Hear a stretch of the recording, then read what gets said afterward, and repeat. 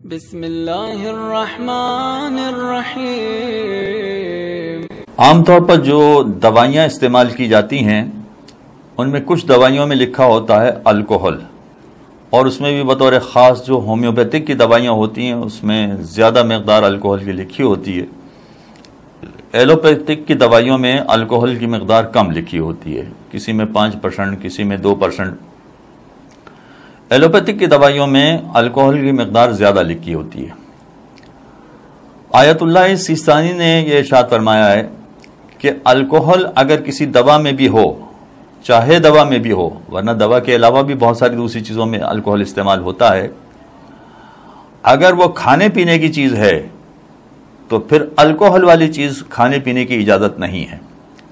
یہ بطور خاص میں نے کھانے پینے کا لفظ اس لیے بھی استعمال کیا کہ الکوہل کو وہ پاک تو سمجھتے ہیں، یعنی اگر فرض کیجئے کہ الکوہل رنگ میں ملایا گیا ہے اور رنگ دروازے پر لگا دیا گیا ہے، کھڑکی پر لگا دیا گیا ہے، تو اگر رنگ میں شامل کر دیا گیا ہے الکوہل تو اس کی وجہ سے رنگ نجس نہیں ہوگا،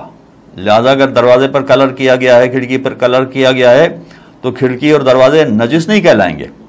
لیکن اگر کھانے پینے کی کسی چیز میں الکوہل ملا دیا گیا ہے، چاہے دوا ہی کیوں نہ ہو،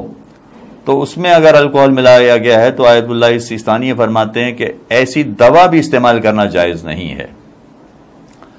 اور اگر کوئی یہ سوال کرے کہ الکوہل وہ نہیں ہے کہ جو نشے والا ہوتا ہے، اس لیے کہ الکوہل کی کئی اقسام ہیں، جی ہاں کئی اقسام موجود ہیں، مگر اس کے باوجود آیت اللہ سیستانی فرماتے ہیں کہ اگر یہ نشہ نہ لانے والا الکوہل ہو تب بھی اس کو استعمال کرنا جائز نہیں ہے، سوائے یہ کہ اس کی مقدار اتنی کم ہو کہ جس کو کہا جا سکے کہ 2% سے بھی کم مقدار ہے۔ جس چیز کو ہم استعمال کر رہے ہیں اس میں الکوہل کی مقدار 2% سے بھی کم ہے۔ مثلا اگر ہم نے ہومیوپیتھک کی دوا لی ہے تو اگر اسے پانی میں ڈال کر پینا ہے تو اگر 2 قطروں سے کم ہو اور 98% پانی ہو تو وہ دوا استعمال کر سکتے ہیں، اور وہ بھی الکوہل ایسا ہے کہ جو نشہ نہیں لاتا ہے، نشہ نہیں کرتا ہے، تو آیت اللہ سیستانی فرماتے ہیں کہ کوئی حرج نہیں ہے اگر 2% سے کم ہے،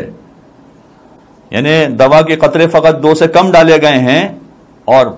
98% پانی ہے تو استعمال کرنے میں کوئی حرج نہیں ہے۔ یہ بھی جو اجازت دی ہے یہ اس الکوہل میں اجازت دی ہے کہ جس میں کوئی نشہ نہیں ہوتا ہے،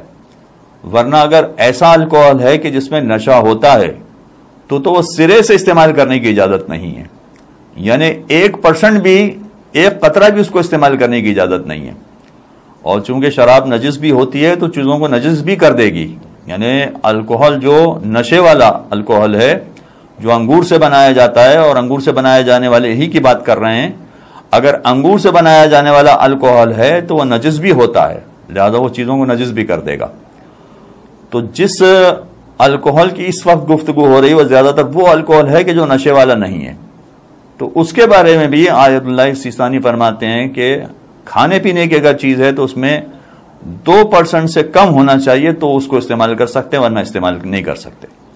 اور جیسا کہ میں نے کہا کہ اس کو نجس نہیں سمجھائے، پاک سمجھائے، لہذا یہ نہ سمجھا جائے کہ یہ الکوہل اگر پرفیوم میں لگا دیا گیا ہے، پرفیوم میں ملا دیا گیا ہے